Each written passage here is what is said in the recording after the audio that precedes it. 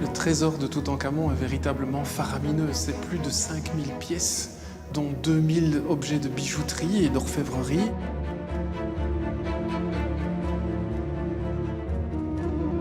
Le masque de Toutankhamon fait à lui seul 10 kg d'or et son cercueil interne, qui est en or massif, fait 110 kg à lui tout seul.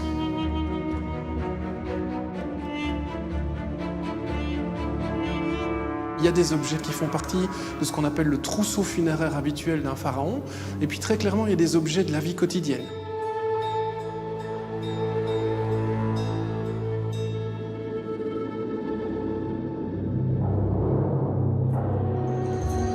« 1922, l'égyptologue anglais Howard Carter découvre la tombe de Toutankhamon. 4 petites pièces et un trésor extraordinaire. L'antichambre, les chars de Toutankhamon et ses 3 lits funéraires. L'annexe et ses dizaines de chaises, tables, céramiques et autres objets du quotidien. La chambre du trésor, où sont conservés les viscères momifiés du pharaon. Et la chambre funéraire dans laquelle repose le corps du roi, à l'intérieur de son sarcophage, de ses 3 cercueils et de ses 4 chapelles funéraires. On voit les cartouches de Toutankhamon, mais en dessous, on voit des petites traces qui correspondent à d'anciens signes. Un siècle après la découverte, le trésor du pharaon livre de nouveaux secrets. Des signes cachés, ceux d'un personnage oublié. On a bouché la marque du féminin, on a remis une feuille d'or, on a repoli le tout et on ne voit plus rien. Au plus près des objets et dans les tombes des grands personnages du Nouvel Empire, les scientifiques enquêtent sur la véritable origine du trésor. Et 2300 ans après les faits, ils écrivent une nouvelle histoire du règne du pharaon. On aurait dû ou enlever ce bracelet du mobilier funéraire ou corriger le cartouche. Mais, comme vous le savez, le crime parfait n'existe pas.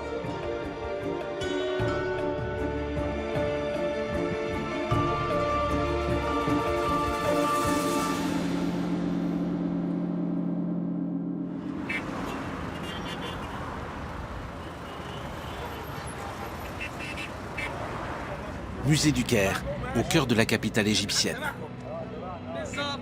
Le trésor de Toutankhamon y était conservé depuis sa découverte. Aujourd'hui, il déménage.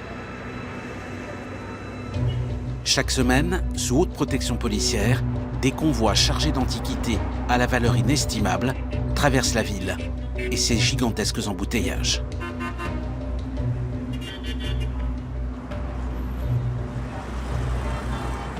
Destination à une dizaine de kilomètres, les pyramides de Gizeh.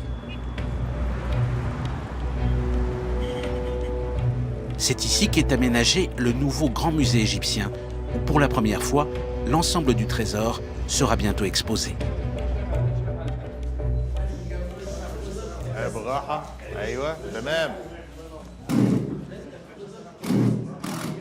Tarek Taoufik, le directeur du musée.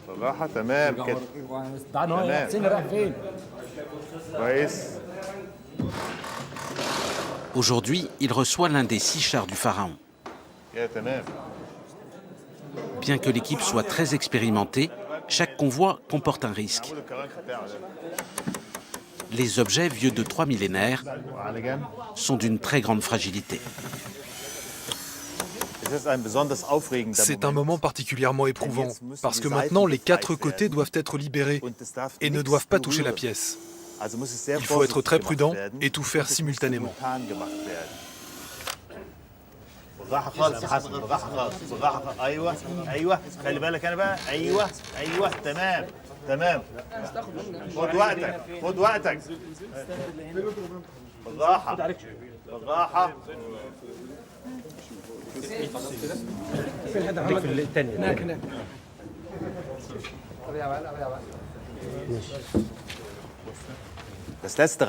La dernière roue est à sa place.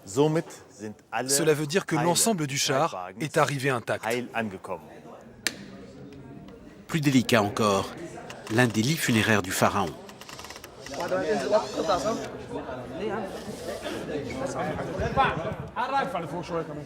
La robe tachetée qui couvre l'armature du lit est une évocation de la déesse Meitouret. Elle est coiffée entre ses cornes d'un disque solaire.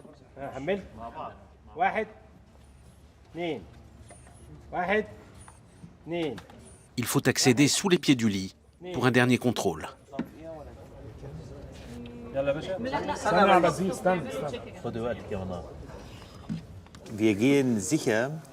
Nous nous assurons que cette partie du mobilier n'est pas attaquée par des insectes.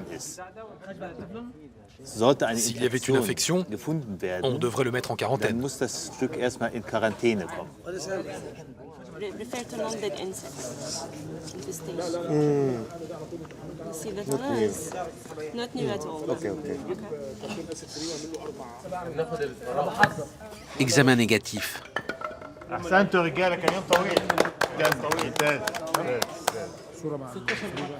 Le lit peut à présent rejoindre les laboratoires ultramodernes du nouveau grand musée égyptien. Il y attendra son tour aux côtés d'autres lits et d'autres chars du pharaon, en cours de nettoyage et de restauration.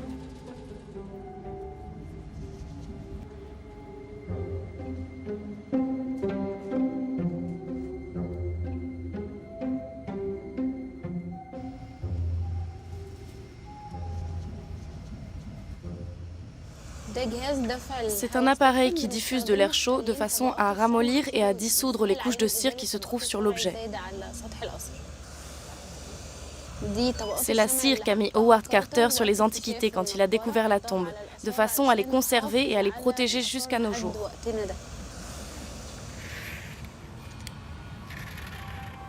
Dans le laboratoire voisin, plusieurs colliers retrouvés dans la tombe. Lorsque Howard Carter les a découverts, leurs liens étaient partis en poussière et les perles étaient éparpillées. Aujourd'hui, ils sont recomposés. Depuis sa découverte, il y a près d'un siècle, le trésor n'avait jamais été aussi accessible et l'objet de tant d'attention. Le moment ou jamais pour le réétudier, pour le redécouvrir et pour réécrire certaines pages de sa grande histoire.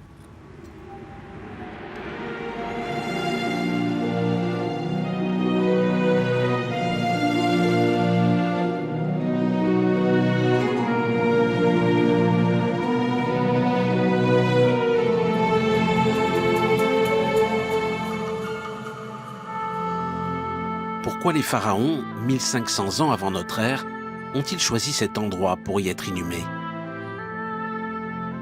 Sans doute à cause de ce pic rocheux qui fait penser à la silhouette d'une pyramide.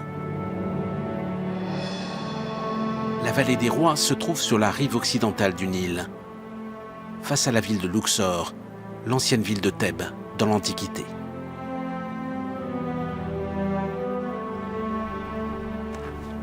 La vallée des rois, le lieu des découvertes les plus spectaculaires. 21 tombeaux appartenant à des pharaons y ont été exhumés. Mais s'y trouvaient également ceux de plusieurs grands personnages que les rois ont voulu récompenser en leur accordant le privilège d'être enterrés à leur côté. C'est ici, au matin du 4 novembre 1922, que commence l'histoire de la découverte de la tombe de Toutankhamon.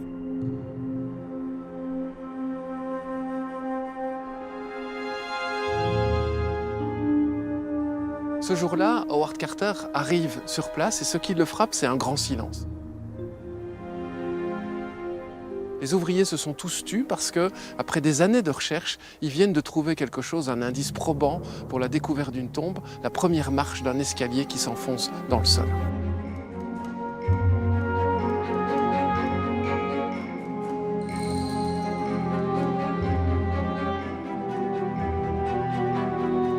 Lors de cette première journée, en dégageant les marches successives, il découvre une languette de bois. C'est un élément qui vient au sommet d'un coffre. Howard Carter le reconnaît immédiatement et dessus, il trouve plusieurs cartouches royaux. La languette se trouve sur la dernière marche de l'escalier, parmi des débris en apparence sans grande importance. Les débris d'un coffre, récemment recomposé dans les laboratoires du Grand Musée. La languette y a retrouvé sa place. 2 noms y sont inscrits. 2 noms clés dans l'enquête sur la tombe de Toutankhamon. Celui de son père, le pharaon Akhenaton, mais aussi celui de sa sœur aînée, Méritaton. 2 noms intimement associés à l'histoire d'Amarna, une ville située à 200 km au nord de Thèbes et de la vallée des rois.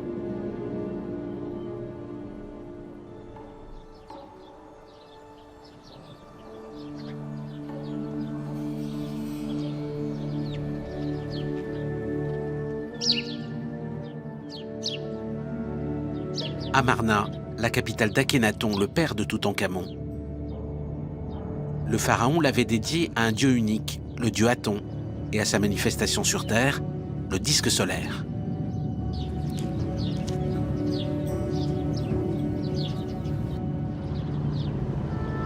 Il faut imaginer le projet comme quelque chose d'absolument colossal. C'est une ville tout entière qui s'étale sur 10 km et qui sera réalisée en moins d'une demi-douzaine d'années.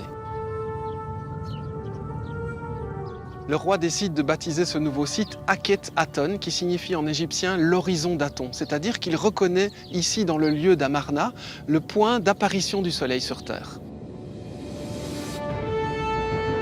Le nouveau culte donne naissance à une nouvelle architecture. Ici, les temples n'ont pas de toiture, de façon à laisser la lumière du soleil pénétrer dans le sanctuaire.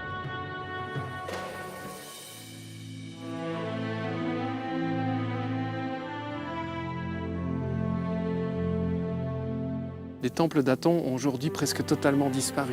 Il n'en reste plus que d'infimes fragments. Et les fondations. Les archéologues britanniques qui travaillent sur le site ont voulu matérialiser l'emprise des murs sur le sol avec ces pierres, mais au-dessus, il faut imaginer des murs qui montaient à plusieurs mètres de haut, réalisés avec des blocs particuliers qui sont des blocs préfabriqués qu'on appelle des talatates.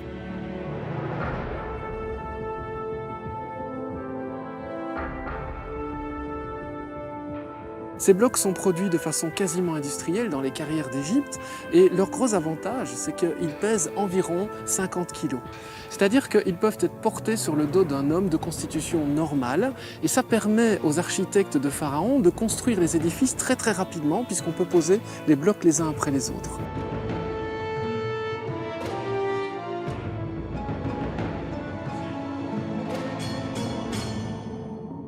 L'inconvénient évidemment, c'est que si on peut construire les murs très rapidement, on peut aussi les démonter très rapidement. Et donc peu de temps après la fin du règne d'Akhenaton, on va décider de démonter complètement ces temples jusqu'aux fondations et tous ces blocs vont être réutilisés dans de nouvelles constructions. 10 ans après sa mise en chantier, l'immense projet du roi s'achève par un fiasco. Et le destin de la famille royale tourne à la tragédie.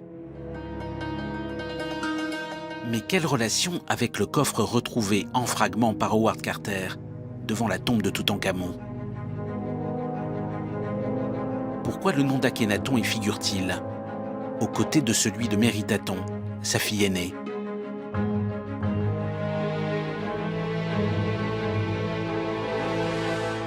La réponse se trouve dans la tombe royale d'Amarna. Une tombe creusée dans la montagne qui surplombe la ville disparue.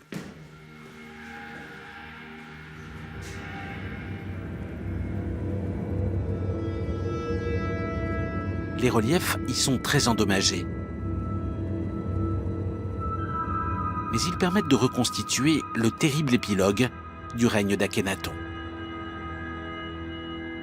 Dans la partie gauche, on a la représentation de 2 petites princesses qui sont allongées, qui sont mortes sur un lit mortuaire. Il s'agit de la princesse Sétépenré et de sa jeune sœur Néfer-Néferhoré. Devant elles, devant leur lit, on a le couple royal en pleurs, Akhenaton à l'avant, qui fait un geste de deuil et qui tient de son autre main le bras de son épouse Néfertiti éplorée qui chancelle devant la douleur.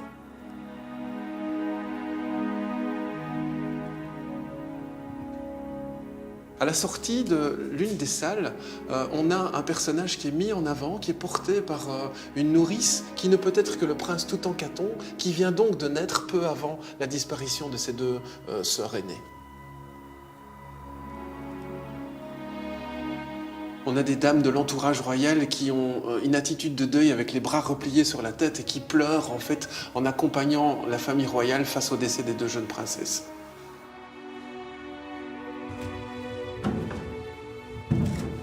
Dans une chambre voisine, la série noire continue. La maladie a frappé à nouveau et une troisième princesse a disparu.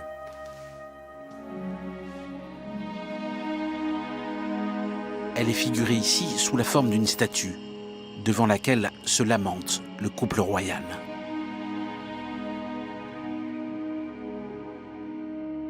Il s'agit de la princesse Mekhetaton. Elle a environ 10 ans au moment de son décès.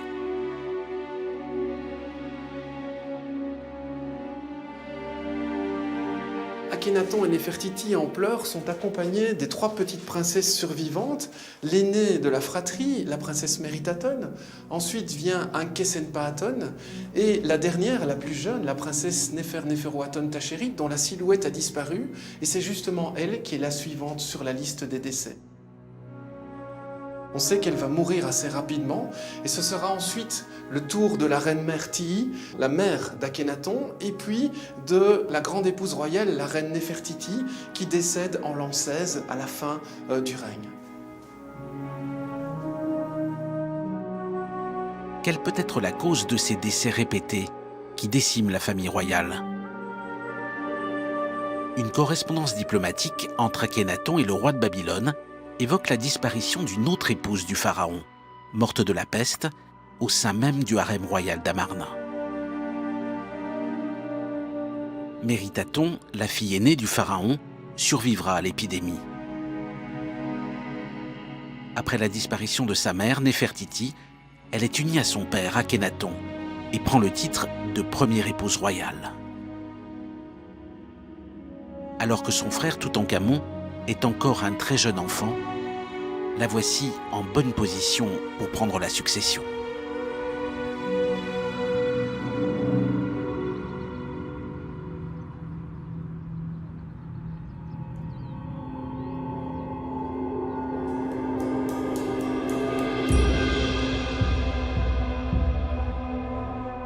Deux jours ont passé dans la vallée des rois depuis la découverte de l'escalier, quand Howard Carter se présente devant la première porte du tombeau de Toutankhamon.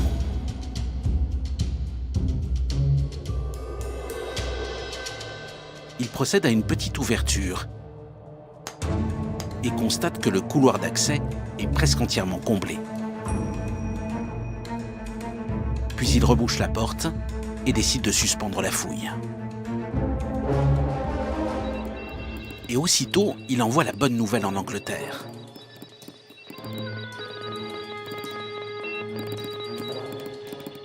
Enfin, superbe découverte dans la vallée.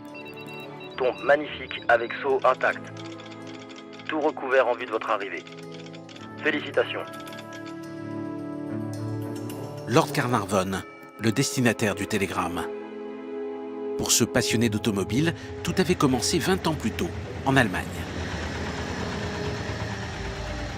Il pilote ce jour-là son dernier bolide, quand il perd le contrôle du véhicule. Et bien que le choc se soit produit à la vitesse de 30 km/h, Lord Carnarvon est sérieusement blessé.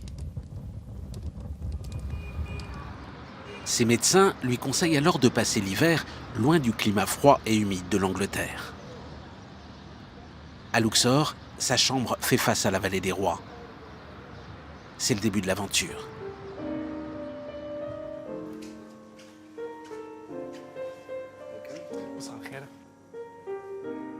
Lord Carnarvon arrive ici dans ce palace tout britannique, entouré de compatriotes, et comme la plupart d'entre eux, en fait, il s'ennuie parce qu'il doit passer tout l'hiver. Et donc, très vite, sur le conseil de ses amis ici, il va vouloir pratiquer de l'archéologie.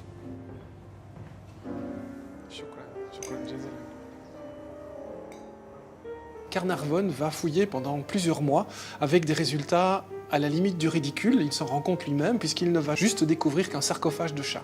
Et très vite, après cette campagne, Carnarvon se rend compte que l'archéologie est un travail d'expert et qu'il doit se faire aider par un véritable archéologue de métier qui connaît le terrain. Et si un homme connaît par cœur la nécropole royale, c'est bien Howard Carter. Quelques années plus tôt, il a été nommé inspecteur des antiquités et s'est installé dans cette maison de fonction. Sa mission consiste à contrôler le bon déroulement des fouilles archéologiques de son secteur, qui comprend entre autres la prestigieuse Vallée des Rois. C'est ainsi, pendant ce séjour de 5 années à Luxor, qu'il se familiarise avec son futur terrain d'exploration. Cette maison, en fait, c'est vraiment la maison d'un archéologue. On n'est pas dans les zones d'habitation, on est au-delà de la lisière des terres de culture, à l'entrée de la Vallée des Rois, en contact direct, en fait, avec ce site archéologique prestigieux. Et il vit ici avec son cheval, une gazelle apprivoisée. On a des photos de l'époque qui le montrent et manifestement, il est très heureux, il est dans son élément.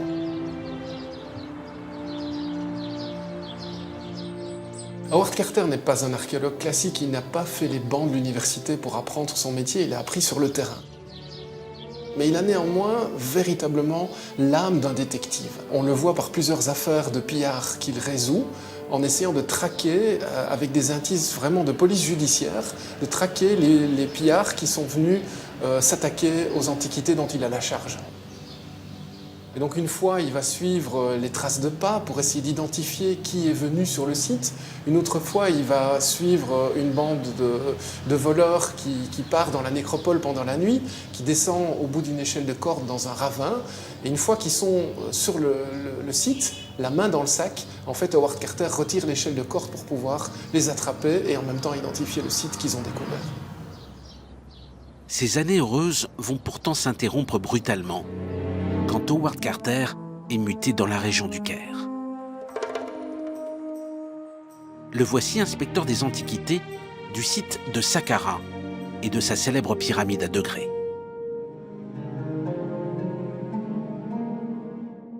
Un matin, un groupe de touristes français, dont des gens très influents, s'en prend au personnel égyptien parce qu'il n'y a pas de lumière à l'intérieur d'un lieu qu'ils souhaitent visiter.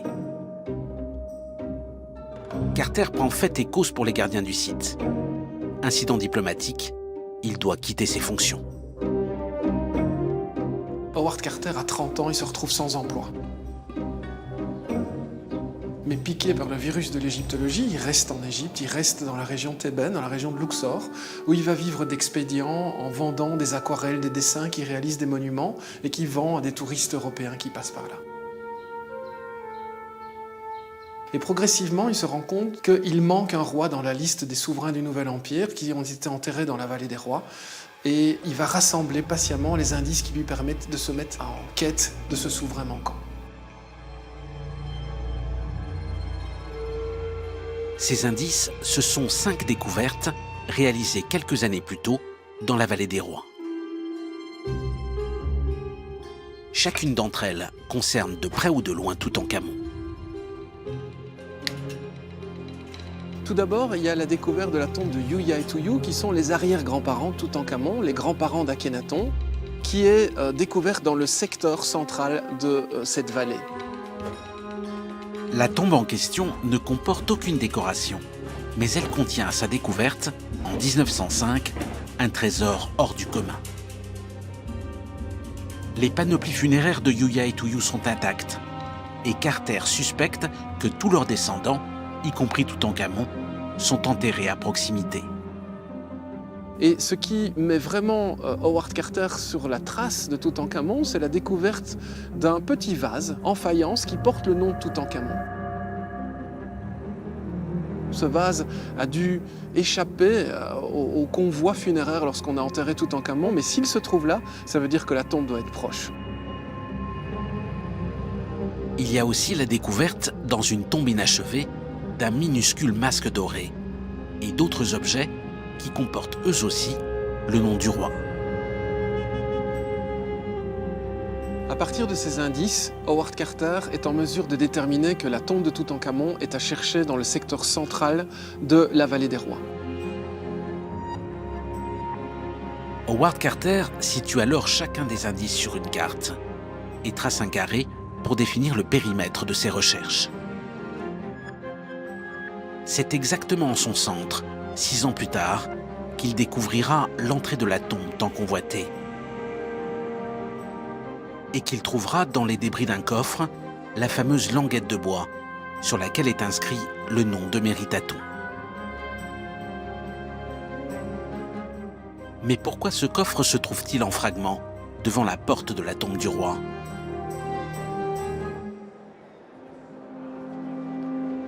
C'est au musée du Caire que se trouve la réponse à cette question. Et cette fois, dans le trésor de Toutankhamon lui-même. Mark Gabold, l'un des meilleurs spécialistes du pharaon. Il soupçonne certains objets du trésor d'avoir eu un premier propriétaire. Et aujourd'hui, il veut en apporter la preuve. C'est du cristal de roche, c'est génial. Mark Gabold commence son étude par l'un des sarcophages Canopes, dans lesquels se trouvaient les viscères du pharaon. À l'extérieur, aucune anomalie.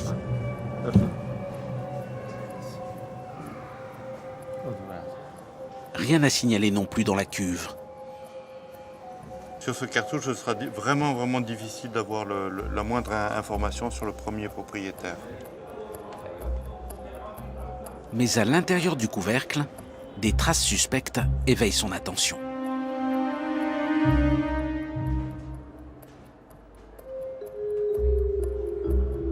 On voit les cartouches de Toutankhamon, mais en dessous, on voit des petites traces qui correspondent à d'anciens signes. Le cartouche de Toutankhamon et les traces d'une ancienne gravure que l'égyptologue identifie immédiatement. C'est très difficile d'assurer la lecture sur ceci, mais par d'autres exemples, on peut reconstituer le cartouche original. C'est celui de la reine Pharaon, qui est en plus appelée celle qui est bénéfique pour son époux. Donc ça veut dire que ces petits sarcophages à viscères sont usurpés de cette reine Pharaon. La reine Pharaon, c'est bien sûr Meritaton. Si ces petits sarcophages étaient à l'origine sa propriété et ont ensuite été rebaptisés pour le roi Toutankhamon, qu'en est-il de ce somptueux coffre en albâtre à l'intérieur duquel ils étaient glissés ?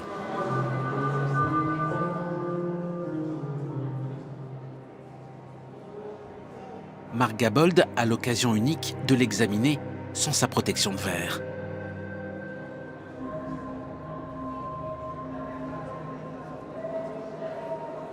Ce qui est étonnant, c'est que par la position des couvercles, on a une espèce de dialogue entre ces deux effigies qui se regardent droit dans les yeux à quelques millimètres. Et je trouve ça extrêmement touchant de voir cette espèce de mise en scène faite par les anciens Égyptiens pour les organes du roi finalement.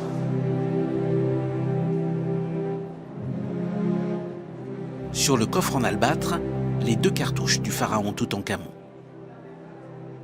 À gauche, son nom de règne, à droite, son nom de naissance.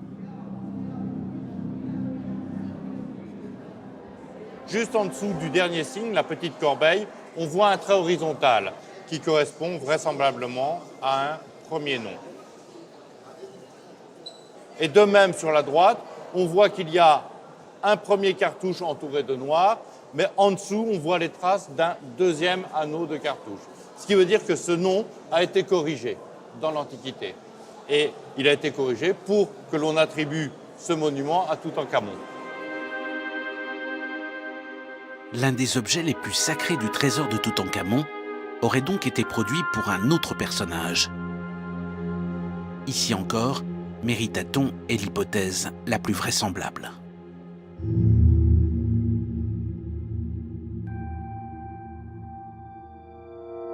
Et puis, il y a les objets pour lesquels aucun doute n'est permis.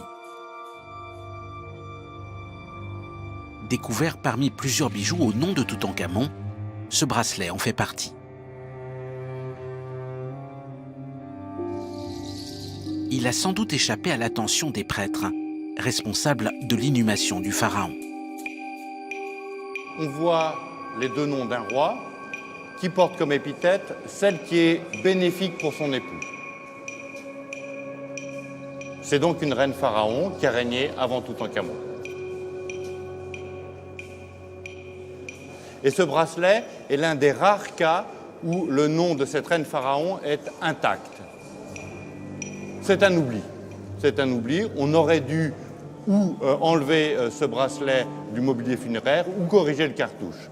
Mais, comme vous le savez, le crime parfait n'existe pas. Hormis ce bracelet, tous les objets appartenant à Méritaton, sans aucune exception, ont été renommés au nom de Toutankhamon.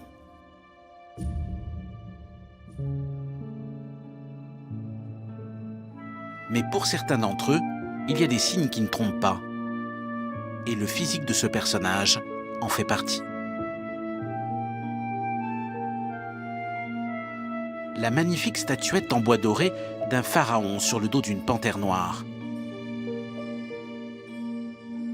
Elle aussi fait partie du trésor de Toutankhamon. Elle a été retrouvée dans la tombe du pharaon et est censée le représenter. Sauf qu'un détail ne colle pas.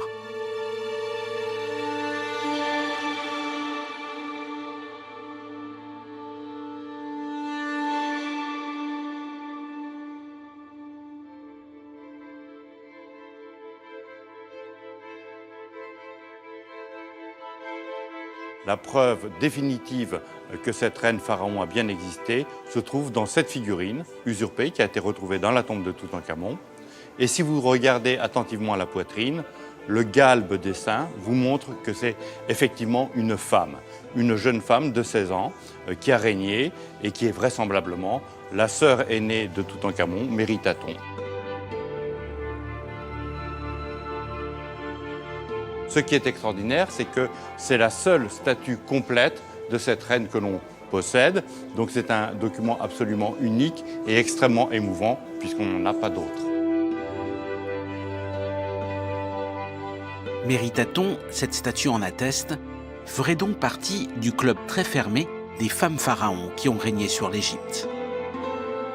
À 15 ou 16 ans, elle serait parvenue à s'imposer, alors même que son pays, la grande puissance de l'époque, était en train de perdre sa suprématie.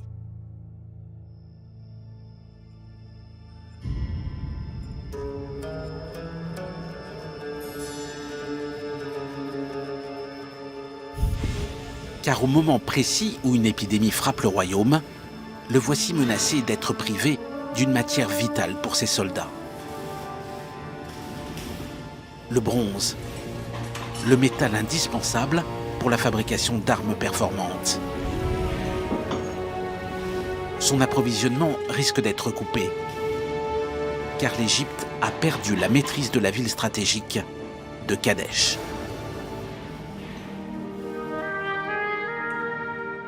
La place forte de Kadesh est extrêmement importante dans toute l'histoire égyptienne parce qu'elle contrôle une percée naturelle qui met en communication la Turquie actuelle, le royaume des Hittites et le Proche-Orient, le couloir syro-palestinien.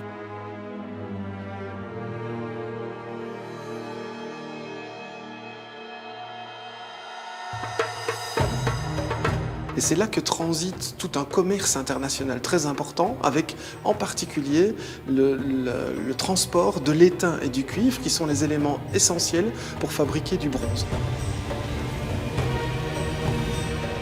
Sans cuivre et sans étain, il est impossible de fabriquer du bronze, c'est-à-dire des armes.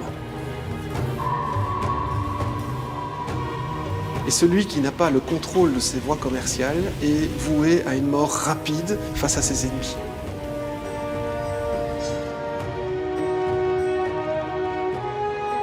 Akhenaton ordonne que la ville de Kadesh soit reprise, afin que la domination de l'Égypte sur le commerce soit rétablie.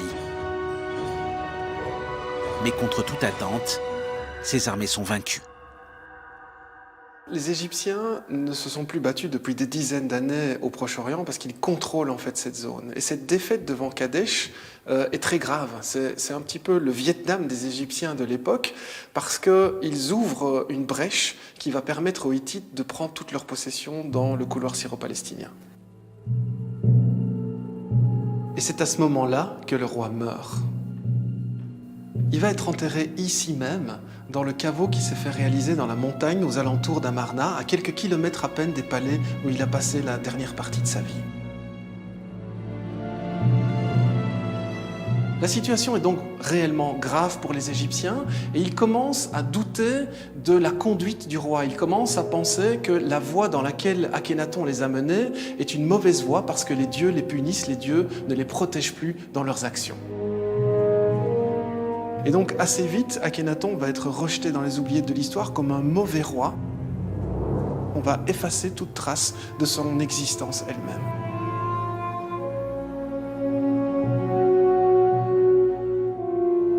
On voit ici sur cette paroi que la présence d'Akhénaton a été complètement extirpée, martelée. Donc là où se trouvait le roi, on n'a plus qu'un fantôme sous les rayons du disque solaire Aton. Mais le disque rayonnant du dieu, lui, va rester parce que le dieu n'est pas proscrit. Ce n'est pas la faute du dieu, c'est la faute de son serviteur, le souverain, qui n'a pas rempli sa fonction d'interface entre les humains et le divin. À la mort de son père, Mérithaton a 14 ans. Tout à la fois fille aînée et grande épouse royale d'Akhénaton, elle est la première dans la ligne de succession. Et son frère Toutankhamon doit avoir à peine plus de 4 ans.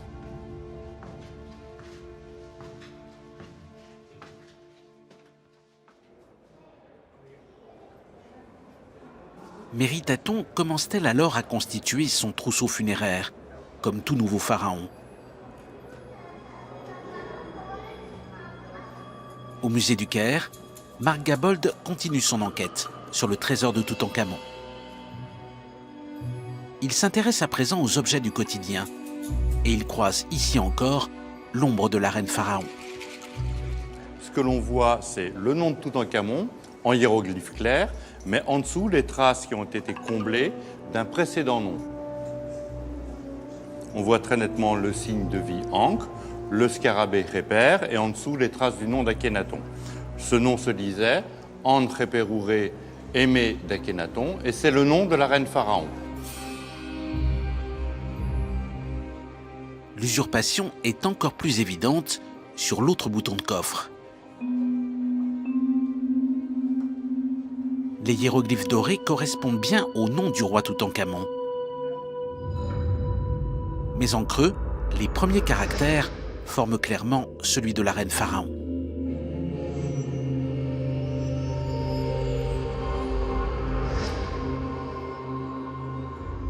Donc cette boîte appartenait à la reine Pharaon et a été récupérée et modifiée pour l'inhumation de Toutankhamon.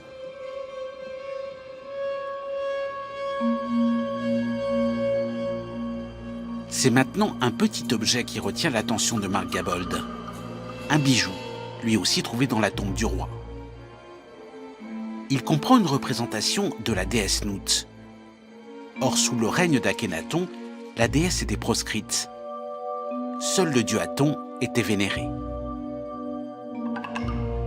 Le ou la propriétaire de cet objet était donc revenu à la religion traditionnelle. Mais de qui s'agit-il ? Parole dite par Nout. J'étends mes bras sur mon fils le roi, Neb-Khépérouré, triomphante.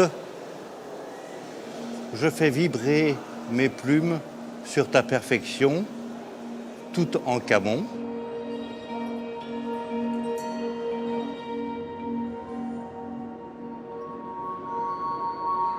Dans le cartouche qui se trouve ici, on voit très nettement le nom de Toutankhamon, mais on voit au-dessous les traces d'un premier nom que l'on peut lire assez aisément, Néfer Néferuaton, celle qui est attentionnée pour son époux, c'est-à-dire la reine Pharaon. C'est donc Méritaton, et non Toutankhamon comme on le pensait jusqu'ici, qui referma la parenthèse ouverte par son père. Une décision majeure qui changea l'histoire du royaume.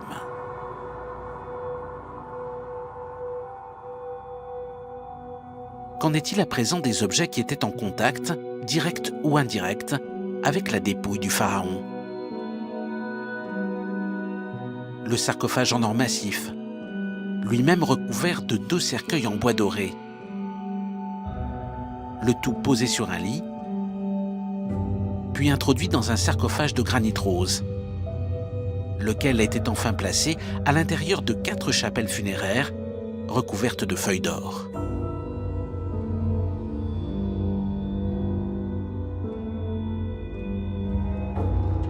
C'est l'une d'elles que Marc Gabold va maintenant examiner.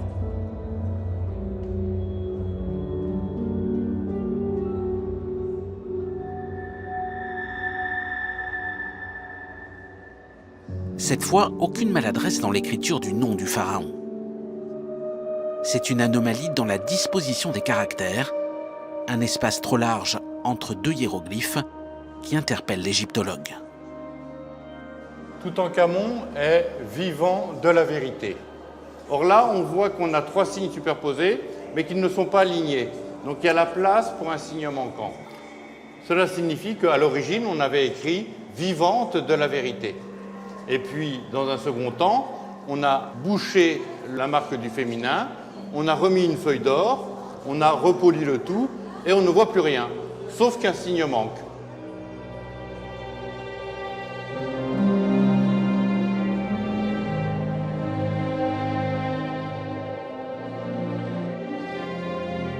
C'est extraordinaire. L'or est d'une beauté phénoménale, avec des reflets rouges. On voit en plus très bien que ce monument a une histoire compliquée.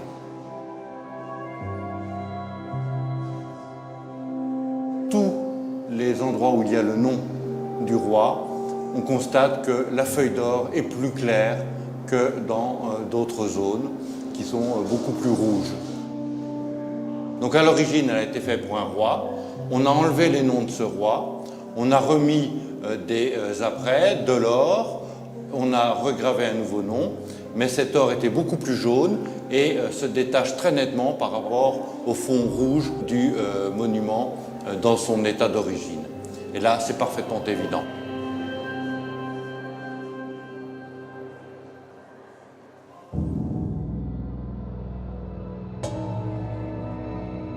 Il y a enfin la question du masque de Toutankhamon.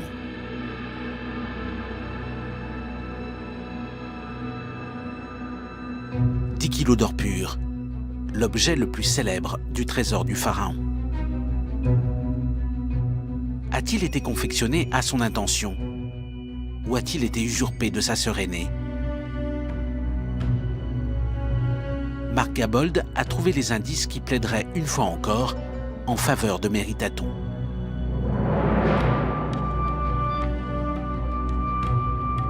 Un cartouche qui comprend à nouveau de minuscules traces d'une gravure antérieure. Recomposées, elles indiquent ici encore que l'objet aurait été forgé pour la reine Pharaon. Son cartouche aurait ensuite été remplacé par celui de Toutankhamon.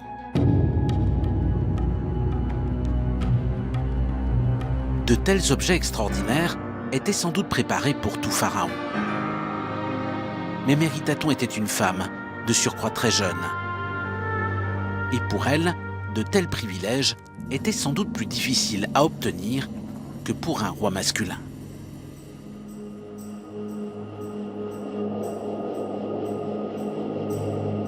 Il a peut-être fallu qu'elle montre des mérites exceptionnels.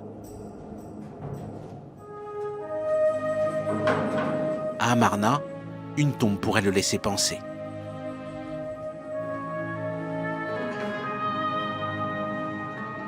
La tombe d'un dénommé Mérirée II, surveillant du harem royal sous le pharaon Akhénaton.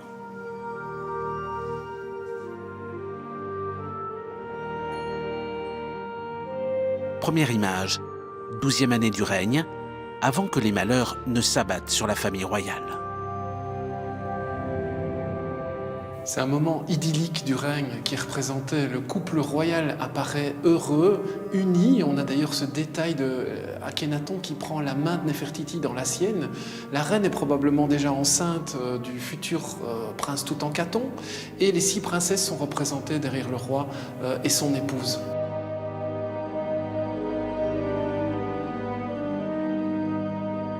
Deuxième image. 3 ans ont passé. Akhenaton et Néfertiti sont morts. Et c'est un autre couple royal qui est représenté. À droite, Méritaton. À gauche, un dénommé Smenkhare, un pharaon qui n'a jamais régné. Car cette image est celle d'une machination. Un plan machiavélique mené par la reine pharaon contre l'Empire hittite, son grand adversaire. Méritaton place d'abord son petit frère Toutankhamon à l'écart de la cour. Le voici avec sa nourrice. Il n'a alors guère plus de 5 ans. Ensuite, elle se tourne vers le roi des Hittites, le royaume qui met l'Égypte en difficulté en menaçant son commerce avec l'Orient. Et elle lui demande l'un de ses fils pour mari. Mais quelques mois plus tard, le roi lui écrit. « J'ai envoyé mon fils, dit-il, mais il a été assassiné en chemin. »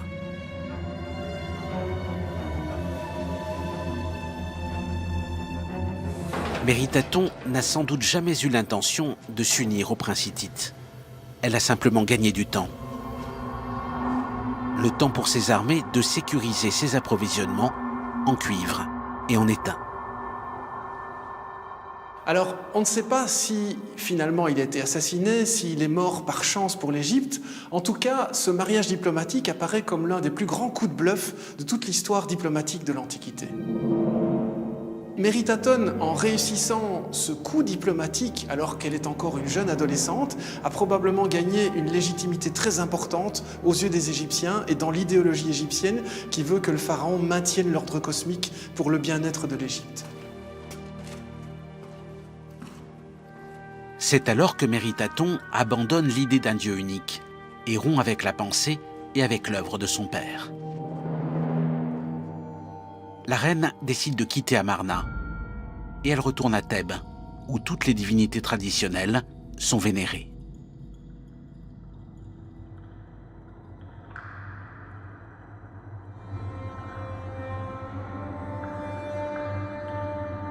Méritaton emporte avec elle toute sa famille, y compris les disparus.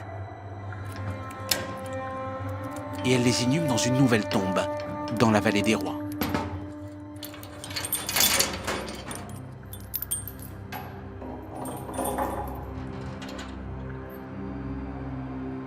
Pour sa mère, Néfertiti, et sa grand-mère, la reine Tiye, elle choisit la dernière demeure de son grand-père, le roi Amenhotep III.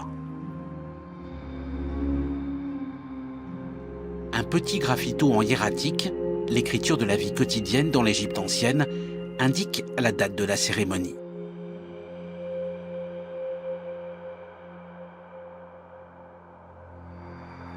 Les corps des 2 femmes sont disposés aux côtés du sarcophage du pharaon, le grand personnage de cette époque, qui régna près de 40 ans sur son pays.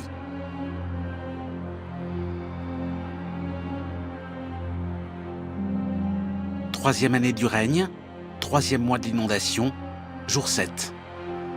Ce sera la dernière trace de la reine pharaon.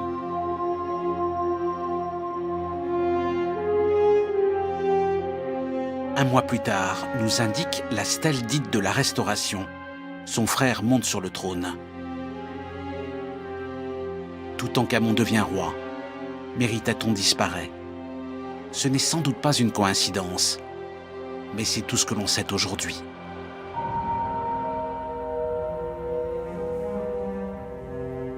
L'hypothèse la plus vraisemblable est qu'elle est morte, ce qui a permis à son frère de monter sur le trône. La seule chose dont on est certain, c'est qu'elle n'a pas été inhumée dans le mobilier qu'elle s'était fait préparer et qui a été entièrement réutilisé pour Toutankhamon. Donc elle a certainement été enterrée, où on ne sait pas. Peut-être une tombe que l'on connaît, mais qui a été entièrement pillée, ou une autre tombe qui reste à découvrir. On n'a aucune indication de son sort ultime.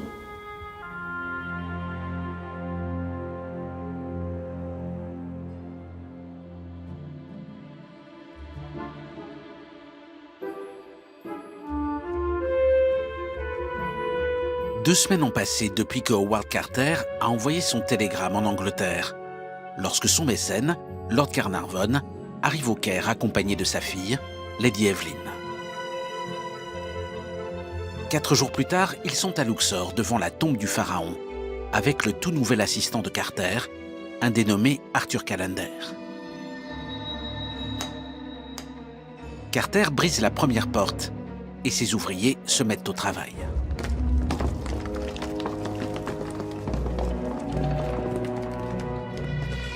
Lorsqu'ils ont terminé le dégagement du couloir qui mène à la tombe proprement dite, Lord Carnarvon, qui est venu rejoindre Carter, et Carter lui-même, se trouve face à une seconde porte scellée.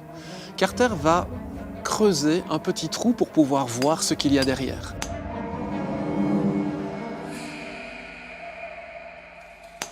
Et il raconte que ce qu'il a vu, c'est avant tout des objets avec des têtes d'animaux étranges, des statues, et partout l'or qui réfléchit la lumière de sa chandelle. Et Carnarvon va lui demander « Mais qu'est-ce que vous voyez ?» Et il va répondre cette phrase qui est devenue célèbre dans l'histoire de l'archéologie « Je vois des merveilles ».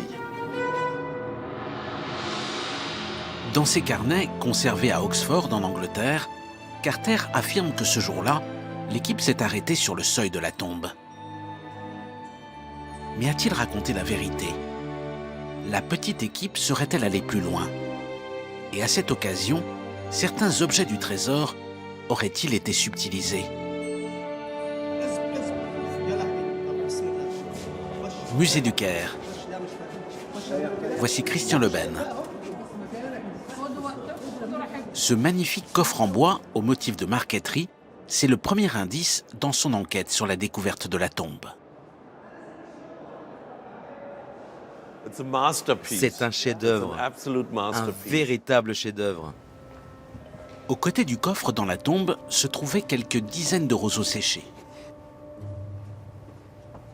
Des roseaux âgés de plus de 3 millénaires. Mais aussi un groupe de 4 petites céramiques, ainsi qu'un panier en osier magnifiquement bien conservé. Selon Howard Carter, tous ces éléments étaient réunis le jour de la découverte devant la porte de la chambre funéraire. Mais pour Christian Leben, il prouve au contraire que Carter et ses amis ont bien exploré l'ensemble du tombeau du roi. Et voici sa version des événements.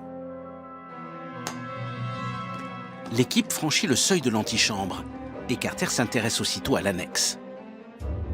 Le coffre en bois en bloque l'accès.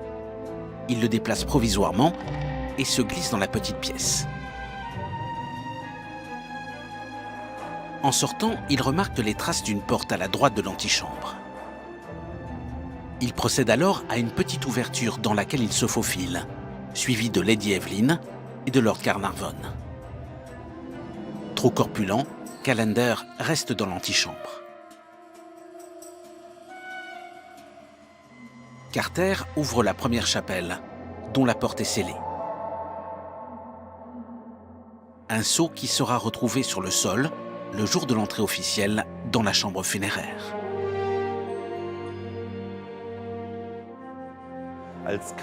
Lorsque Carter est revenu dans l'antichambre, après être allé dans la chambre du trésor, il a refermé le trou qu'il avait fait dans la porte.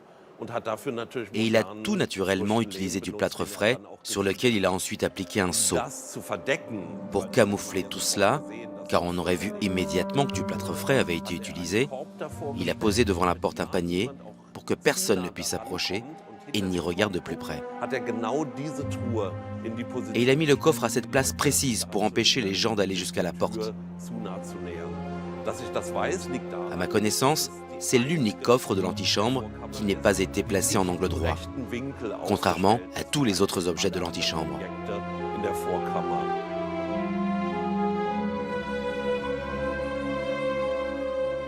et la supercherie fonctionne. Personne ne se demande pourquoi ces objets ont été disposés de manière si désordonnée, alors que le reste de l'antichambre est soigneusement rangé. Quand les responsables égyptiens se présentent devant la tombe pour son ouverture officielle, ils pensent donc qu'elle n'a jamais été visitée et que la panoplie funéraire du roi s'y trouve en totalité. Mais entre-temps, Carnarvon et sa fille, Lady Evelyn, sont repartis en Angleterre, emportant avec eux plusieurs objets collectés dans le tombeau le jour de cette première intrusion. Et c'est du château de Highclere, près de Londres, que Lady Evelyn écrit ensuite à Howard Carter. Alors que l'état de santé de son père se détériore, elle raconte que pour lui rendre la force qui lui manque, il lui suffit de faire le récit de leur intrusion dans le Saint des Saints. Cela lui fait l'effet d'un magnum de champagne, écrit-elle. Quant à Lord Carnarvon, dans une autre lettre à Carter, il invente aux objets qu'il a rapportés en Angleterre une provenance qui n'est pas celle de la tombe du pharaon. La gazelle et le cheval ont été achetés au Caire, écrit-il, et j'ai décidé qu'ils devaient venir de Saqqara. Voici la statuette de gazelle, aujourd'hui au Metropolitan Museum of Art, à New York, tout comme la statuette de cheval en ivoire. Après la disparition de Carnarvon, sa collection a en effet été progressivement dispersée, et l'essentiel est parti aux États-Unis. Quant à Howard Carter, il avait également collecté plusieurs objets lors de cette première découverte de la tombe, en novembre 1922. Ils furent également vendus après sa disparition, 20 ans plus tard. Aujourd'hui, Mark Gabold mène l'enquête pour les retrouver.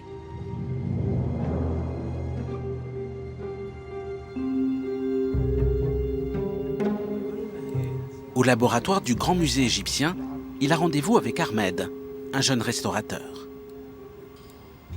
Ce qui l'intéresse, ce sont ces petits objets en bois. Mr. Ahmed, please, can you show me the little monkey, please? Ils sont récemment sortis des réserves du vieux musée du Caire. Ce singe est absolument semblable à un autre qui se trouve au Brooklyn Museum et qui provient de la collection Carter. Donc il est tout à fait vraisemblable que ces deux singes forment une paire et qu'ils encadraient un objet cosmétique, puisque ces singes, avec les bras s'avançant comme ceci, généralement encadrent ce qu'on appelle un tube à alcool, donc un tube qui était rempli de fard pour les yeux. Donc là, on a des objets qui se ressemblent, et s'ils ressemblent, peut-être qu'ils s'assemblent.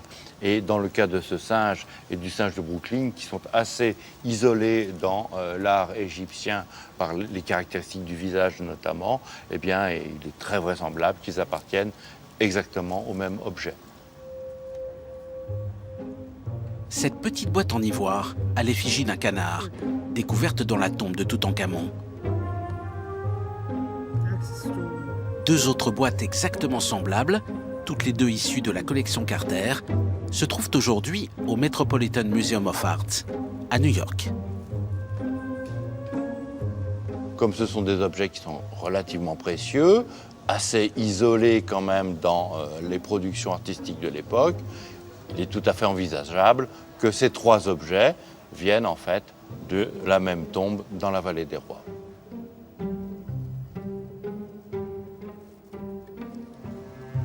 Enfin, il y a ce petit lion articulé.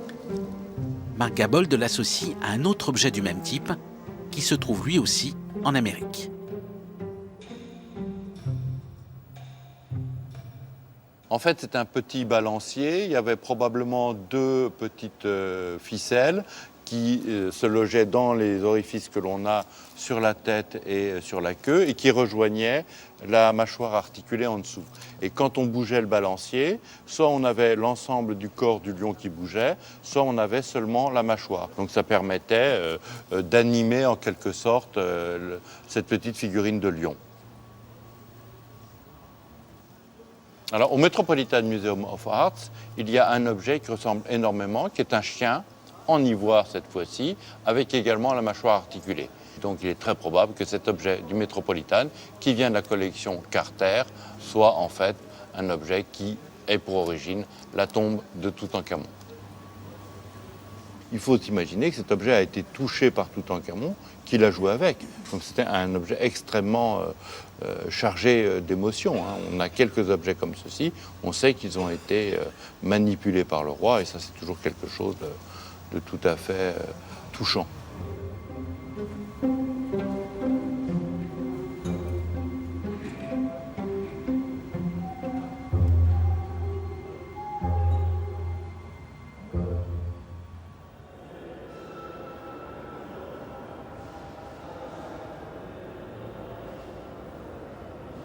Toutankhamon était-il encore enfant quand il est devenu pharaon? Dans son trésor, un objet permet de l'imaginer à l'aube de son règne. Son célèbre trône, lui aussi retrouvé dans sa tombe. Sur le dossier, le voici représenté avec Ankhésénamon, son autre sœur aînée, qu'il vient sans doute d'épouser. Un trône dont la taille correspond à celle d'un adulte. Mais a-t-il vraiment été fabriqué à l'intention du roi, au moment de son couronnement? Ce qui retient ici l'attention de Mark Gabold, c'est la partie inférieure du fauteuil royal. Elle a de toute évidence été endommagée. On voit qu'ici, il y avait des éléments décoratifs qui ont été enlevés de tous côtés. Alors on peut supposer que c'est une usure normale du trône, mais on peut également imaginer que c'est parce qu'il y a eu un événement un petit peu particulier.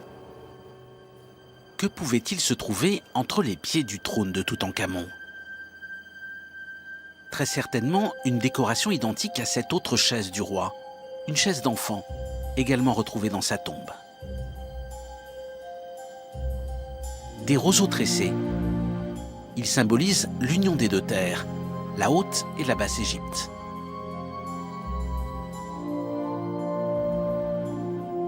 Il faut s'imaginer que sur ce trône qui est fait pour un adulte, c'est un enfant de 7 ans qui a été assis. Et que fait un enfant de 7 ans qui reste de longues heures sur une chaise d'adulte? Eh bien, il commence à balancer ses jambes, à donner des coups de talon sur le mobilier, et résultat, à fragiliser ces éléments qui ont sans doute été cassés. Par souci d'élégance, une fois qu'ils ont été cassés, on les a enlevés de tous les côtés, mais on a probablement ici la preuve que le roi Toutankhamon était très jeune, environ 7-8 ans, lorsqu'il s'est assis sur ce trône, et que ce trône était fait pour un adulte et pas fait pour lui à l'origine. Si le trône de Toutankhamon n'était à l'origine pas le sien, à qui pouvait-il appartenir? C'est à l'arrière du siège que se trouve la clé de l'énigme.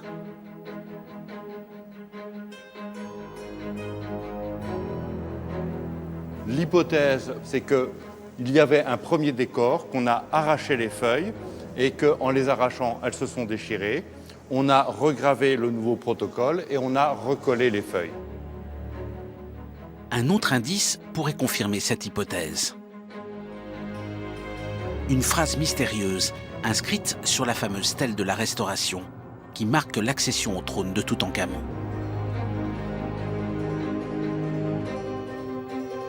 Ensuite, après que des jours eurent passé sur ceux-ci, apparut Sa Majesté sur le trône de son père, et elle gouverna les rivages d'Horus. Dans la stèle de la Restauration, eh bien, Toutankhamon dit qu'il s'est assis sur le trône de son père. Et dans ce cas-là, on peut probablement prendre ce texte à la lettre. Donc ceci serait en fait le trône d'Akhénaton modifié pour Toutankhamon afin qu'il puisse régner.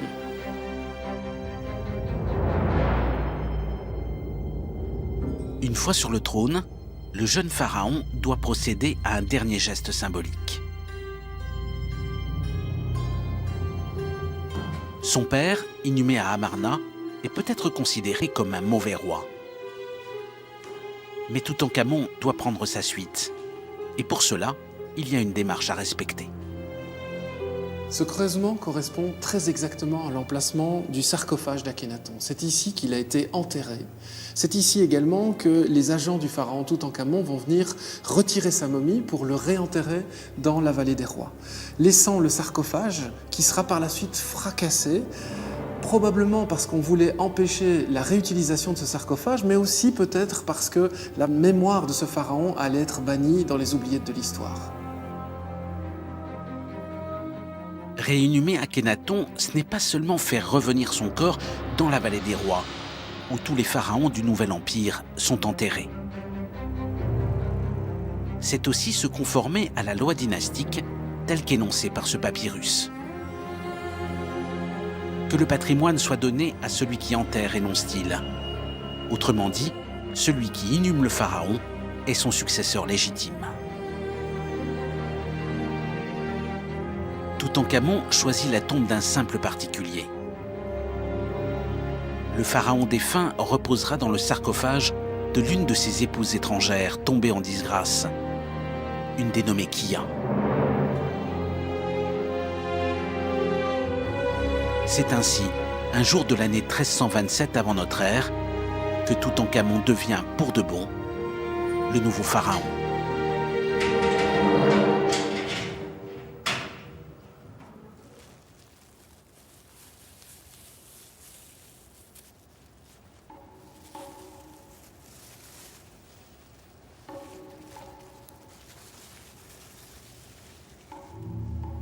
Roseau que Sa Majesté a sélectionné et coupé de sa propre main dans le fourré des roseaux de Djapour qui se trouve dans la cour de Younsès à l'emplacement des fabricants de flèches. Alors cet objet, c'est l'un des plus émouvants découverts dans la tombe. En effet, on a très peu d'indications sur la vie de Toutankhamon. On sait qu'il est né, on sait qu'il est mort, mais entre les deux, on a très peu d'événements qui ont été consignés. Et celui-ci raconte comment le roi alors qu'il se trouvait probablement dans le delta, dans la région où va s'élever bientôt la capitale des Ramsès, Pi-Ramsès, il a été sélectionné un roseau, il l'a coupé de ses propres mains et il en a fait une canne. Et ensuite, cet objet a été considéré comme suffisamment significatif et précieux pour qu'on mette 2 embouts de métal précieux aux 2 extrémités et qu'on le mette dans sa tombe.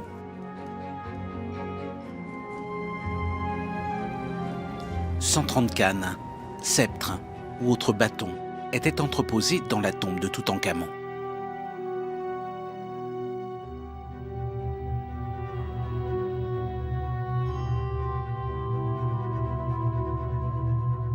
Beaucoup étaient placés entre ces chapelles funéraires, à proximité immédiate de la dépouille du roi.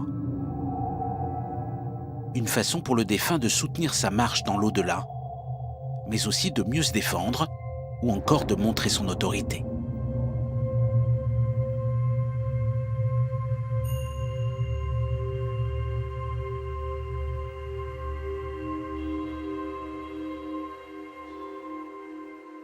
Pourtant, leur nombre pose question. Et c'est ainsi qu'est née l'idée d'un roi handicapé. Les cannes dans les tombes, c'est très courant. Dans toutes les tombes, il y a des cannes. Il est vrai que chez Toutankhamon, il y en a beaucoup plus que dans les autres tombes que l'on a fouillées jusqu'à présent, mais c'était un roi. Donc on ne peut pas tirer de cet argument, du fait qu'il y a beaucoup de cannes, le fait qu'il avait des problèmes pour marcher. Mais c'est un indice qu'il pouvait avoir des difficultés à marcher. Comment vérifier pareille hypothèse à plus de 3300 ans de distance? Ce superbe coffre en bois est un indice supplémentaire. Toutankhamon y apparaît à 2 reprises, et à chaque fois, il y a une anomalie dans sa représentation. Tout d'abord, sur le couvercle, sur lequel figure le couple royal.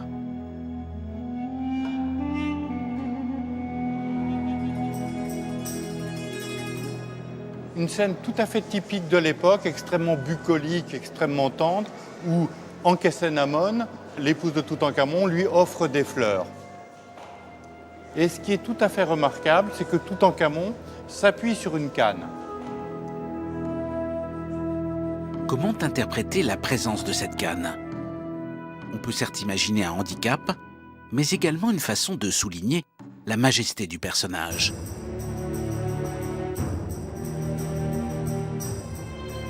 Oui, mais la deuxième image sème le doute elle aussi. C'est une représentation où Toutankhamon tire à l'arc avec au pied son épouse Ankhésénamon. Et chose très curieuse pour un tireur à l'arc, il est assis. On a 4 représentations de Toutankhamon tirant à l'arc assis. Et c'est quand même quelque chose d'assez rare que de se mettre assis pour tirer à l'arc. En conclure qu'il était nécessairement handicapé, c'est peut-être aller un peu loin, mais en tout cas, il pouvait avoir une difficulté à se mouvoir et une difficulté à rester longtemps debout. Aujourd'hui, c'est au laboratoire du Grand Musée égyptien que l'enquête autour du handicap du roi pourrait trouver son aboutissement.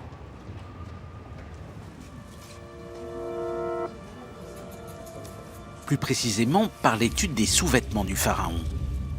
Des triangles de tissu qu'il passait entre ses jambes et qu'il nouait ensuite autour de sa taille.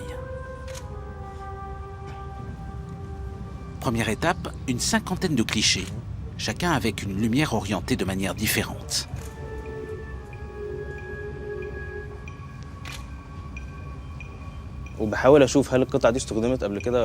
Cette technique nous permet de voir s'il y a de l'usure au niveau des fibres. Une usure causée par l'utilisation de l'objet ou par un frottement survenu dans l'Antiquité.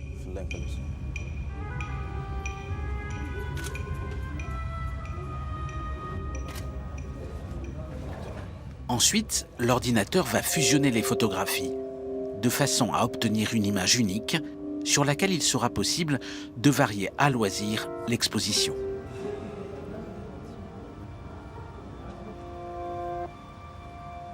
C'est avec ce procédé que les scientifiques ont constaté que l'usure du tissu n'était pas répartie de manière uniforme.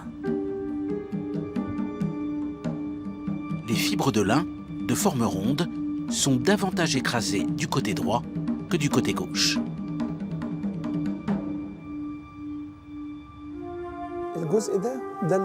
Cette partie se situe au niveau de la taille. Et cet endroit, c'est là où l'on s'assoit. Si on élargit un peu l'image à cet endroit et que l'on compare les deux parties, on peut voir que la surface est plus polie d'un côté que de l'autre. Les fibres de tissu sont ici plus visibles en comparaison de cet autre endroit.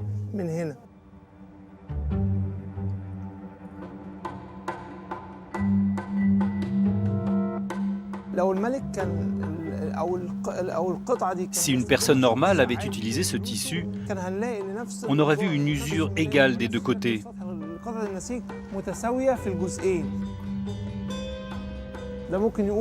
Cela nous amène à dire que le roi avait un problème au niveau du pied gauche, ce qui l'obligeait à s'asseoir ainsi de manière plus prononcée.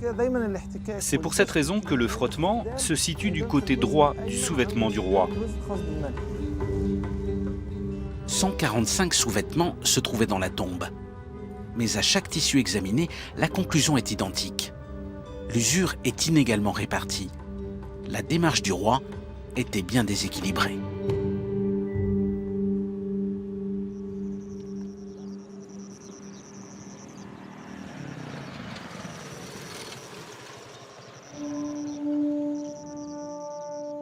À sa mort, Toutankhamon a environ 17 ans. Il vient de célébrer le 10e anniversaire de son règne. On connaît le moment de sa disparition grâce à un collier de fleurs posé sur sa momie. Une floraison qui survient entre la fin mars et le début du mois d'avril. Puisque dans l'Égypte ancienne, il s'écoule 70 jours entre le décès et l'inhumation, il est aujourd'hui établi que le pharaon est mort quelque part entre décembre et février.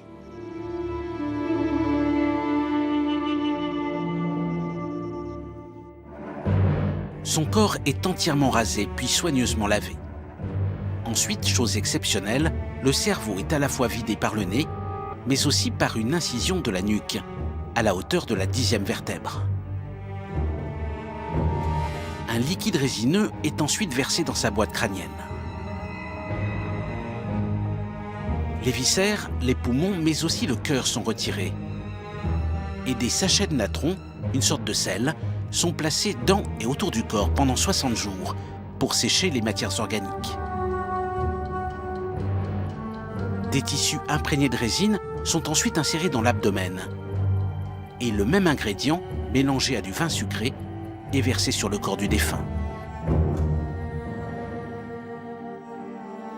C'est ce traitement plus sévère que d'ordinaire qui a profondément brûlé les chairs du roi. Si bien qu'aujourd'hui, la momie de Toutankhamon est l'une des moins bien conservées de toutes les momies royales découvertes jusqu'à présent.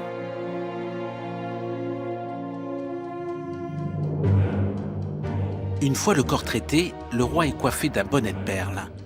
Un collier de faïence est posé sur sa poitrine. Des capuchons couvrent ses doigts. Ses pieds sont chaussés de sandales en or et ses bras couverts de bracelets. Le corps est ensuite enveloppé dans 16 niveaux successifs de bandelettes, entre lesquels sont glissées des dizaines d'amulettes au pouvoir magique, de nombreux colliers, ainsi que plusieurs armes remarquables, parmi lesquelles une dague en or massif et un poignard dont la lame a été façonnée dans un métal extraordinaire.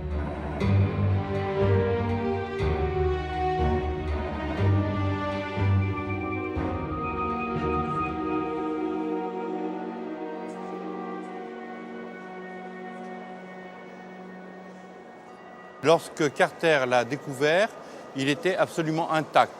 Il n'avait pas rouillé, il n'y avait que quelques petits points d'oxydation parfaitement polis. Et lorsqu'il a testé le fil sur son pouce, il était parfaitement aiguisé. On sait que le grand-père de Toutankhamon, le roi Amenhotep III, a reçu de la part du roi Mitanien, le Mitanni correspond à peu près au Kurdistan actuel, a reçu de la part de ce roi un poignard qui est ainsi décrit. Sa lame est en fer, son manche est orné de pierres bleues, sa garde est en or et son pommeau est en pierre khilabi, que l'on suppose pouvoir être du cristal de roche. La dernière caractéristique extraordinaire de ce métal, c'est que c'est du fer météoritique. Il était assez fréquent dans l'Antiquité d'utiliser du fer provenant des météorites pour les marteler, les forger et en faire des armes d'excellence. Dans la mort, les Égyptiens ont besoin de se protéger contre des forces hostiles. Et il est sûr que ce poignard en fer est une arme beaucoup plus performante que les armes en bronze. Donc si on l'a mis sur la momie de Toutankhamon, c'est pour aider le souverain dans l'au-delà, et c'était une arme extrêmement efficace.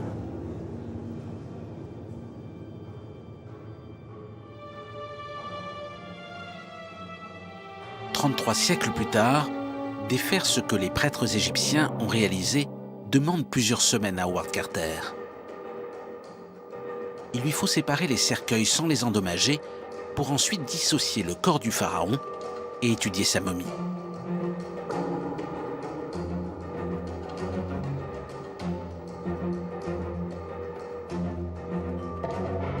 Carter dispose d'une structure en bois autour du sarcophage. Puis il soulève son couvercle, ainsi que celui du premier cercueil. Ensuite, il met en place un jeu complexe de cordes et de poulies. Et c'est ainsi qu'il parvient finalement au sarcophage en or massif. Dans une tombe voisine, il doit découper la momie collée dans sa cuve par les résines versées au moment de l'enterrement.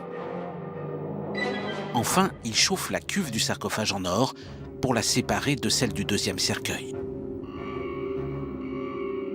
Enfin, c'est la fouille de la momie. Impossible de retirer les bandelettes qui ont été elles aussi solidifiées par les liquides résineux. Elle est donc littéralement disséquée. Et c'est ainsi que Howard Carter découvre les quelques 200 objets dissimulés entre les tissus.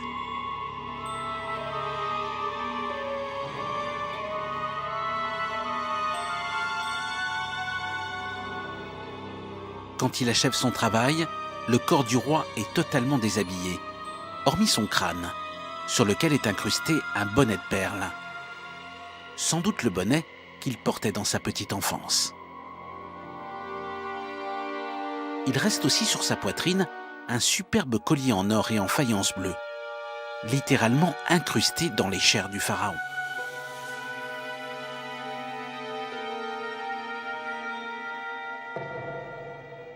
Mais quand Howard Carter dépose le corps dans une caisse et le replace dans sa tombe, l'essentiel du collier a disparu. Enfin, dans les années qui suivent, des pilleurs de tombes découpent le torse du roi pour s'emparer du reste du collier et volent son bonnet de naissance. C'est ainsi qu'aujourd'hui, dans sa tombe, le pharaon n'a plus aucun attribut qui lui était revenu au moment de son enterrement.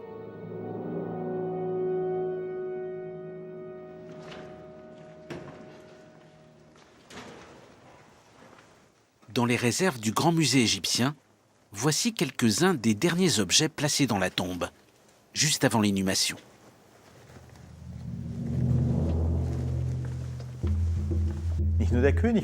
Le roi n'est pas le seul à avoir été momifié.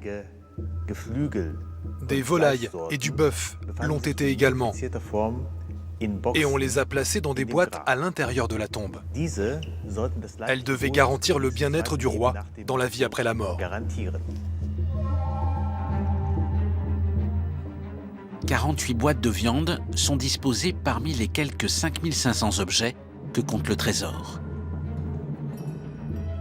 Elles sont entassées dans l'antichambre, avec des condiments et des fruits de toutes sortes, tandis que dans l'annexe sont entreposés des jarres remplies d'un vin sucré, le chédé, un vin mélangé à du miel qu'affectionnaient les anciens Égyptiens.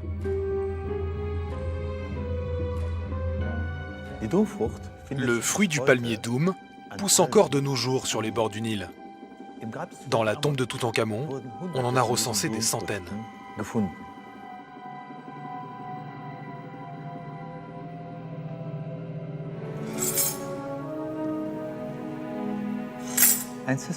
Un sistre, un instrument de musique. C'était un moyen par lequel on pouvait entrer en contact avec les dieux.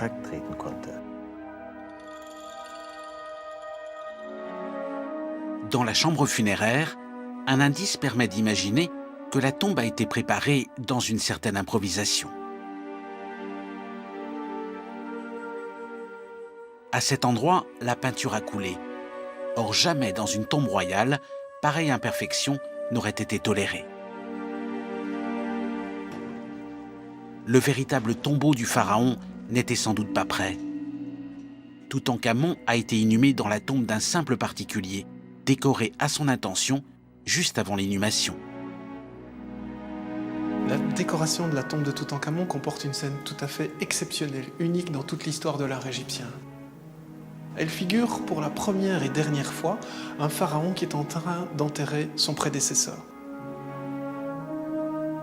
Donc on a à droite le pharaon Haï qui vient d'être couronné, qui exécute les derniers rituels funéraires sur la momie du jeune Toutankhamon qui vient de décéder.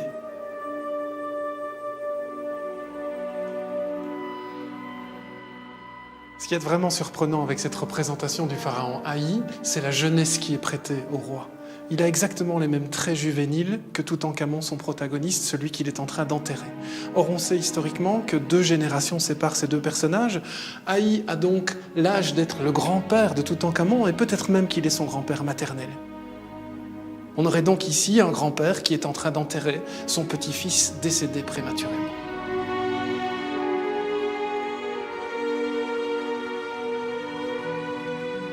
Que se passe-t-il une fois la cérémonie terminée et la tombe refermée? Howard Carter a mené l'enquête.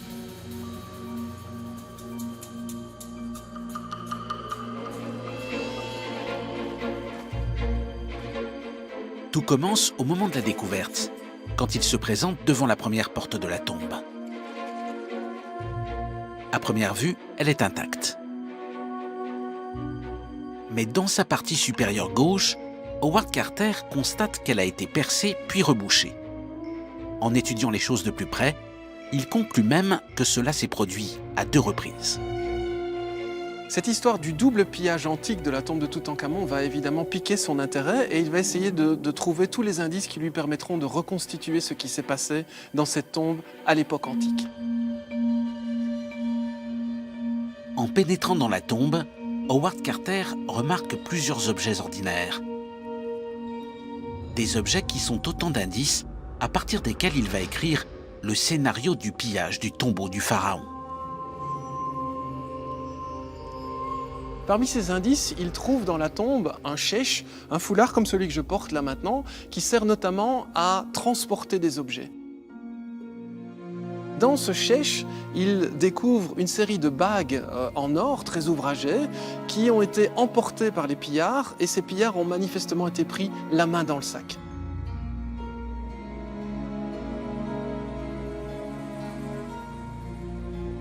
Ils vont devoir abandonner sur le site ce bandage qui leur sert de sac pour transporter le fruit de leur larcin.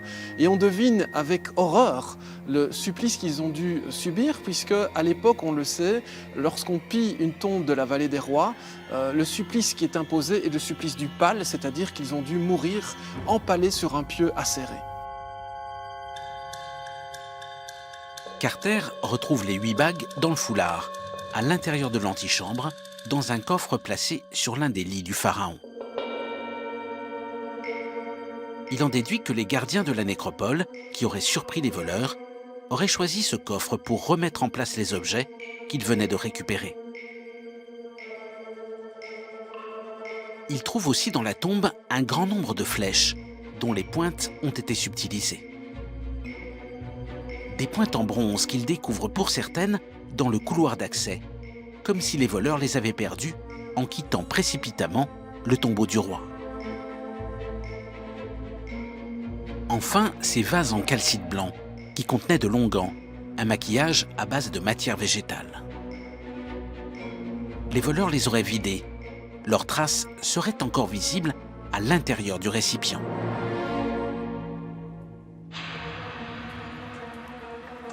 Et c'est ainsi qu'Howard Carter dresse le scénario suivant. La première fois, les voleurs font une intrusion dans l'antichambre, s'emparent de quelques objets et ressortent sans être inquiétés. Après quoi, les gardiens du site bouchent le couloir d'accès pour éviter que cela ne se reproduise.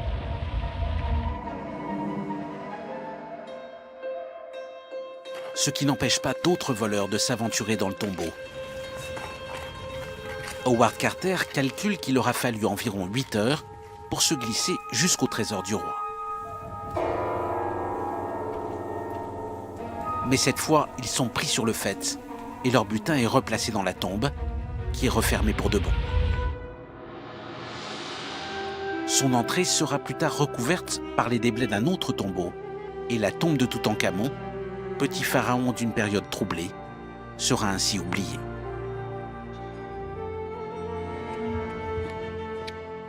D'autant qu'un dénommé Horemheb le fait disparaître pour de bon de l'histoire égyptienne. Après le court intermède du pharaon Haï, c'est l'homme qui reprend le pays en main. L'Égypte redevient une grande puissance et la tombe du nouveau roi est à la mesure de cette place retrouvée. La tombe est vraiment gigantesque. Elle s'enfonce à 128 mètres de profondeur, 1300 mètres cubes de rochers excavés. C'est là où on retrouve de véritables proportions royales. C'est là aussi où on mesure que la tombe de Toutankhamon est en fait une tombe de particulier, aménagée à la va-vite, le temps de la momification du souverain. Après la tombe de Toutankhamon, un peu plus de 100 mètres carrés, puis celle de son successeur, 2 fois plus grande, on revient aux immenses proportions des grands rois du Nouvel Empire. Avec Horemheb, la 18e dynastie, celle d'Akhénaton, de Méritaton et de Toutankhamon, tombe dans l'oubli. Il a au départ une carrière de général, il est extrêmement important, c'est l'homme fort du régime de Toutankhamon. On sait que c'est lui qui négocie des traités de paix avec les Hittites, c'est lui qui dirige l'Égypte lors du règne de cet enfant roi, et puisque c'est lui qui a le pouvoir de fait, il va devenir pharaon à la mort du successeur direct de Toutankhamon. Et un peu à la manière de Staline au début du XXe siècle, il va effacer la mémoire de tous ses prédécesseurs, il va démonter systématiquement tous les monuments, il va usurper ceux qui restent en place, il va graver son cartouche à la place de celui de Toutankhamon. C'est lui qui va l'éradiquer de l'histoire égyptienne jusqu'à ce qu'Howard Carter redécouvre la tombe du jeune roi et l'exhume des ténèbres du passé. Horemheb a voulu faire disparaître Toutankhamon, comme le jeune pharaon avait voulu effacer la mémoire de Mérithaton, sa sœur aînée. Ni l'un ni l'autre n'y sont parvenus.